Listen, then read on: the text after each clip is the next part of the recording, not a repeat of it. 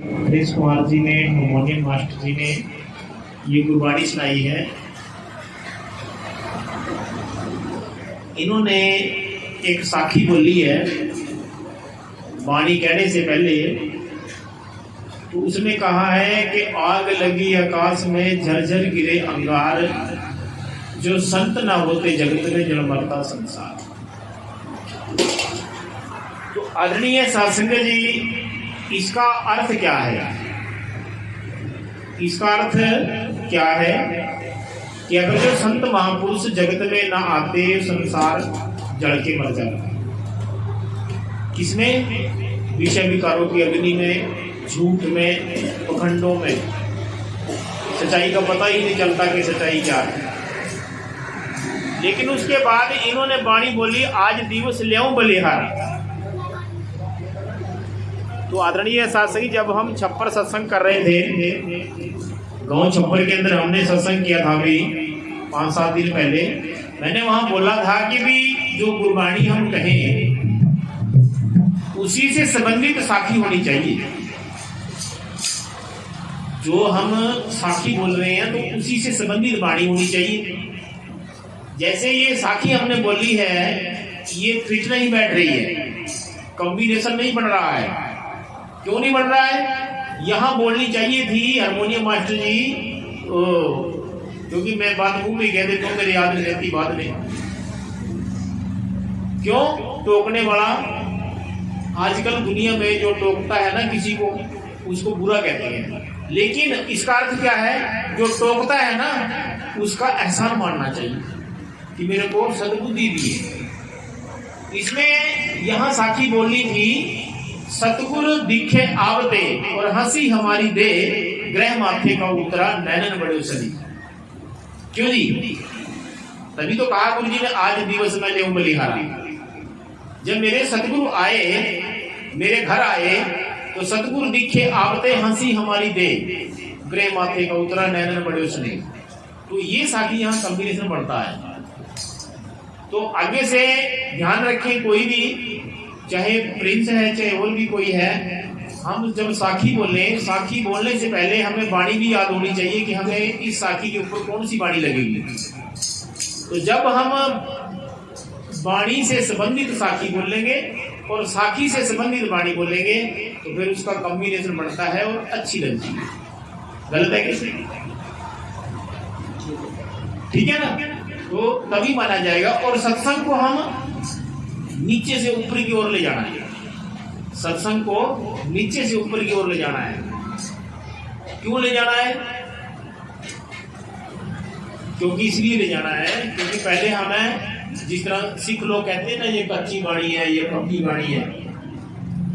सिख लोग कहते हैं ना कच्ची वाणी है, ये बाबा बुड्ढा जी ने कही थी, बाबा दीप सिंह ने कही थी, ये कच्ची वाणी है, ये पक्की वाणी है।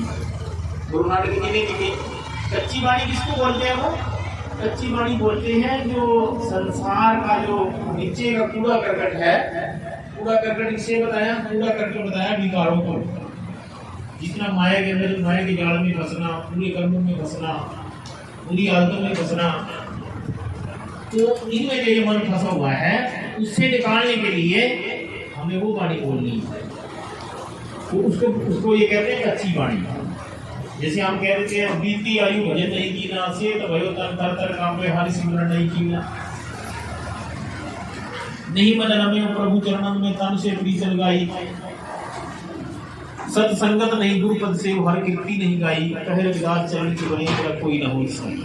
इससे से यही अर्थ निकलेगा कि भी भाई तेरी आयु बीतती चली जा रही है, तूने अभी प्रभु का भजन नहीं किया, सिमरन नहीं किया, उसको याद नहीं किया, नहीं सत्संगत में अपना मन को रंगाया, ना ही सतगुरु से प्रीत लगाई, अपने खान पान सोने जागने में लगा ही रहा, अपने विकारों में फंसा ही रहा, मोह माया में फंसा रहा। तो इसीलिए ये नीचे के जो कूड़ा करकट बोले हैं संतों ने, इससे निकलने के लिए हमें नीचे की वाणी बोलनी चाहिए। जितना सिख लोग कहते हैं कच्ची वाणी। और पक्की वाणी क्या है? पक्की वाणी जैसे रे सबद तेरी किसी बिरड़े ने परट करी, रे सबद तेरी किसी बिरड़े ने परट करी, का दूल्हे के सिर मोड़ बराजा, दुल्हन के सिर चुमड़ी, केवटिया खाया बगैर ने बेहद नाम सही। 5:25 तो चढ़े बराती, तीनों ने लगन लगी, उल्टा बात बरात को खा गया, मंडे तला बिगड़ पड़ी। अरे सबक तेरी किसी बिरड़े ने परख करी, गठड़ी बांधी पाप की रे मुर्दों बीच धरी, गठड़ी बांधी पाप की रे मुर्दों बीच धरी, और गठड़ी बांधी पाप की रे मुर्दों बीच धरी। कहे कबीर सुनो भाई साधो, सबने अपनी अपनी कही, अरे सबक तेरी किसी बिरड़े ने नहीं जानता। दूल्हे के सिर मोड़ बराजा, दुल्हन के सिर चिरड़ी, खेवड़िया खाया बगियन ने बेहद नाम से। 5:25 तो चढ़े बराती, तीनों ने लगन लगी, उल्टा बात बरात को खा गया, मंडे तला दीप्त पड़ी। ये पक्की वाणी है। तो इसीलिए आदरणीय शासक जी, ये हमें बोलना, ये जब बोलना है जब सत्संग शिखर पे चला जाता है, शिखर का मतलब ऊंचे चला जाता है, तो तब जाके ये शब्द बोलने चाहिए और इसका हमें ज्ञान होना चाहिए। क्योंकि मैंने क्यों टोकिया है? मैंने इसलिए टोकिया है कि मेरे पास वैसे तो बैठती नहीं कोई, और ना मेरे पास आते हैं, और ना आज तो फिर फंस गए ना, तो मैं तो खू गई, क्योंकि वो तो ऐसे मेरे पूछते नहीं कोई, और ना ही मेरे से बात करते हैं। और जब मैं कोई बात समझाने की करता हूँ तो मेरे पास आते नहीं, तो टाइम नहीं लगता, तो मैं तो जब भी कहूँगा जब मेरे पास होगा। तो इसीलिए आदरणीय शासक आगे के लिए ध्यान रखें, इसमें बुरी बात नहीं है। तो इसमें यह है कि हमें नीचे से ऊपर की ओर सत्संग ले जाना चाहिए, और जो हमें वाणी बोलनी है उसी से संबंधित साखी बोलनी चाहिए। कई लोग ऐसे हैं कि साखियाँ बोलते चले जाते हैं, उनका कोई मोटिव नहीं, बोलते इतनी साखियाँ बोल देते हैं, और फिर बात क्या कहते हैं, वाणी क्या बोलते हैं, वाणी फिर ऐसी वाणी बोलते हैं कि जे मैं हुंदा मोर तेरे बागां दा, तेनू नच के विखांदा, तेरे बागी बैला पांदा, तेनू तेरे हंस रज रज दर्शन पैंदा, ऐसी बात कह देते हैं। तो आदरणीय शासक जी, हमारे गुरु जी ने कहा था कि भाई तेनू मोर बनना पसंद है, कीड़े मकोड़े चुगना पसंद है, इंसान का चोड़ा तेनू अच्छा नहीं लगता। कितनी आपने कैसी साखियाँ बोल दी, और मैंने सोचा कि पता नहीं कितना बड़ा शब्द बोलेगा, और बोल दिया वो चीज, कहा जे मैं हुंदा दातिया मोर तेरे बागां दा। भाई मोर क्यों बन रहा तू?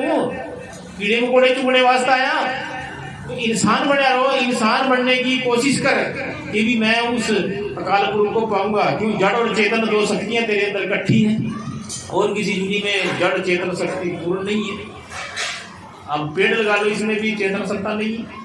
पंछी लगा लो, डंगर भैंस लगा लो, उसमें चेतन सत्ता पूर्ण नहीं है। वो रैंक सकता है, अपनी बात तो नहीं बता सकता कि मेरे को ये दर्द है, लेकिन इंसान सब कुछ बता सकता है। दूसरे के विचार सुन के गुणता है, उसके गुण करके उसके विचारों का उत्तर देता है, उसके प्रश्न का उत्तर देता है। इसलिए जड़ और चेतन दोनों शक्तियां हमारे अंदर परिपूर्ण है, तभी हम उसको पा सकते हैं। सारी सृष्टि के कार्य इंसान कर रहा है। तो इसीलिए आदरणीय शासक ध्यान रहे सत्संग करना। और मैं ये भी बात कहूँगा कि जो हमारे आचार्य हैं उनका नाम लेना बहुत जरूरी है, क्योंकि आचार्य का नाम लेना जरूरी है जहाँ से हमें शिक्षा मिली है। तो बोलिए सतगुरु रविदास जी महाराज की जय। मैं सेक्रेटरी जी से निवेदन करूँगा कि वो भी 5 या 7 मिनट का अपना प्रचार रखेंगे। आज हम उनके अलग से विचार सुनना चाहेंगे। वैसे तो वो बीच में ज़्यादा बोलते हैं, लेकिन आज हम उनको टाइम देते हैं कि भी 5 या 10 मिनट तक अपनी बात कहें, फिर आपके बीच में और रूहानियत की बात करें। तो बोलिए सतगुरु रविदास जी महाराज की जय। रविदास जी महाराज की जय। आदरणीय गुरु रूपी शास्त्री जी, इसको 5 मिनट बंद कर आराम।